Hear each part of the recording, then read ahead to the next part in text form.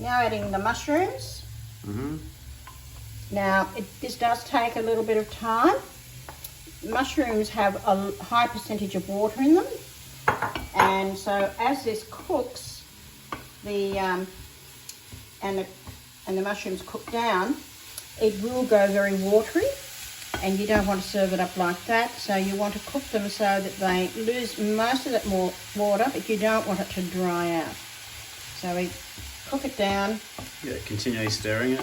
Yes, you need to, just so it doesn't catch in any one place. I'm using a non-stick frying pan today, and the heat's held in by the heavy base of the frying pan as well. So we cook it down. You can see it's getting a lot more moist, a lot wetter looking now, and that's due to the fact that it's... smell those onions as well, soaking up all that flavour. So we cook it down, and while it's cooking, we'll season it with a bit of pepper and salt. I've just mixed some salt and some white pepper together, so just add a little bit to there to give it some flavour. You can smell that pepper smell coming off it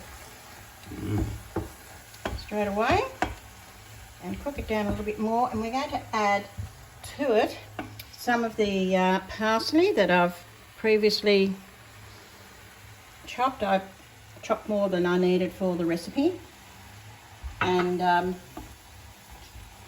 you cook it in. So it's a brunoise of onion and mushroom is one way of describing a duxelle.